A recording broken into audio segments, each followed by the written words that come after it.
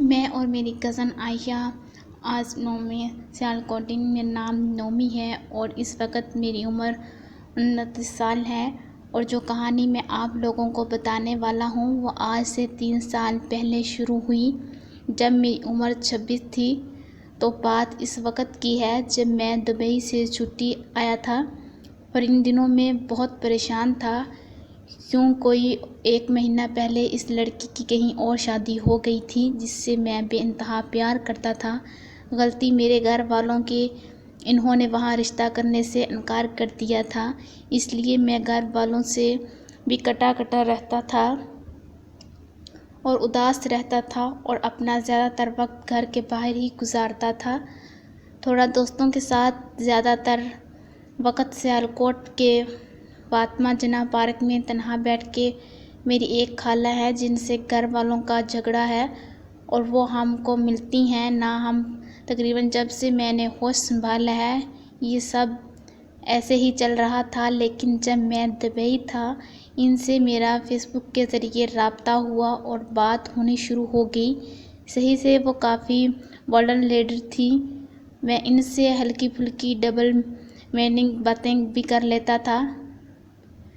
تو ایک دن میں ایسے ہی صبح اٹھا تو واٹس ایپ پہ ان کے میسج آئے ہوئے تھے کہ تم ملنے آؤ، وہ گوجرانوالہ رہتی ہیں۔ تو میں اس دن اٹھا، تیار ہو کے گوجرانوالہ ان سے ملنے نکل گیا۔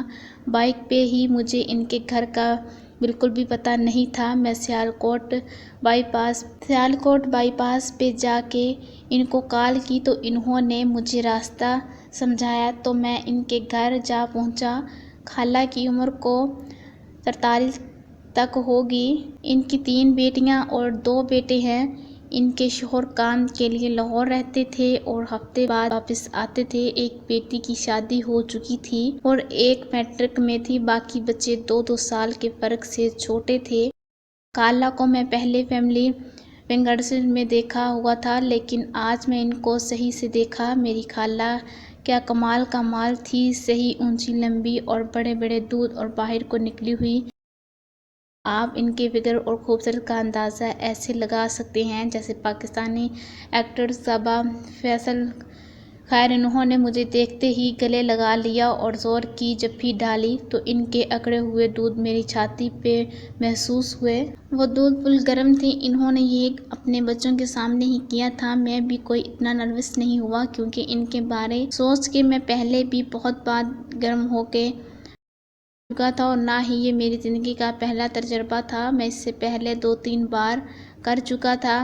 لیگ کے بعد سب بیٹھے، باتیں ہوئیں، کھانا کھایا اور باتوں میں انہوں نے بتایا میری ایک اور خالہ کی بیٹی کے بارے میں کہ اس کی شادی ہوئی 2 بار پہلے، اس کا ہسبینڈ فوت ہو گیا اور اس سے ایک بچہ ہے اور پھر دوبارہ شادی کی۔ اس کے گھر والوں نے ایک بڈھے ساتھ، تو اس کے ساتھ اس کی نبھ نہ سکی، اس میں سے بھی ایک بچہ ہے اور وہاں سے بھی طلاق ہو گئی۔ اب وہ سیالکوٹ میں رنگ پور میں ایک کرائے کے مکان میں رہتی ہے۔ خالہ نے مجھے بتایا کہ انہوں نے کچھ دن تک سیالکوٹ اس کے گھر جانا ہے، وہاں جا کر وہ مجھے کال کرے گی تو میں وہاں ملنے آؤں۔ نوٹ، یہاں یہ بات بتا دوں، میں دوسری خالہ کی اس بیٹی کو زندگی میں پہلے کبھی نہیں دیکھا اور میں سمجھ رہا تھا وہ بھی کوئی آنٹی ٹائپ ہوگی۔ خیر، خالہ کے گھر تھوڑا اور ٹائم گزار کے اور خالہ کی چھاتی تو بند کو دیکھ دیکھ کے آنکھیں ٹھنڈ کر کے میں واپس سیالکوٹ کے لیے نکل آیا۔ واپس سیالکوٹ آ کے میں اپنی اس کزن کے بارے میں سوچا کہ وہ بیچاری کتنی بدقسمت ہوگی جس کا گھر دوبارہ اجڑ گیا۔ کچھ دنوں بعد خالہ سیالکوٹ اس کے گھر آئی اور مجھے کال کی، میں یہاں آئی ہوں، آؤ ہم سے ملنے۔ سردیوں کے دن تھے، میں اٹھا، نہا دھو کے دن 12 بجے ان کے محلے جا پہنچا۔ فون کر کے گھر کی لوکیشن پتہ کی جو سمجھ نہیں تھی آ رہی کیونکہ گھر کافی اندر تھا گلیوں میں، تو کزن کا بیٹا مجھے لینے آ گیا۔ اس کے بیٹے کی عمر کو 14 سال ہوگی، مجھے ابھی تک بھی لگ رہا تھا وہ کوئی آنٹی ہی گئی جس کا بیٹا اتنا بڑا ہے۔ میں جب اس کے گھر پہنچا تو اس لڑکے نے بتایا خالہ چھت پہ دھوپ میں، تو میں اس کے ساتھ چھت پہ طرف چل دیا۔ اس کے گھر کا نقشہ سمجھا دوں۔ اس کا گھر کرائے کا تھا اور نیچے کوئی اور کرایہ دار رہتے تھے۔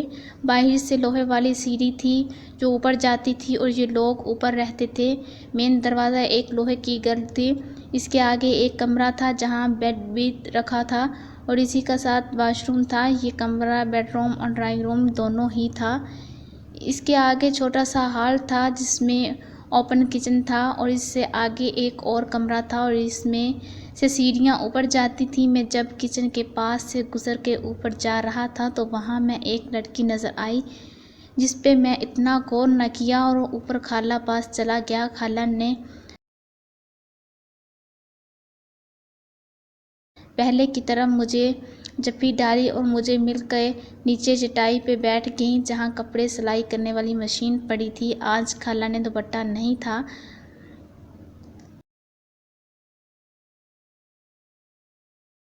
جس سے خالہ کے آدھے آدھے دودھ صاف نظر آ رہے تھے جن کو دیکھ کے ٹائٹ ہونا شروع ہو گیا۔ اس سے پہلے کہ میں کچھ اور سوچتا مجھے سرپرائز ملنے کا ٹائم تھا۔ خالہ کی بیٹی جس سے میں ملنے آیا تھا وہ چھت پہ آئی جس کو دیکھ کے میرے ہوش اڑ گئے۔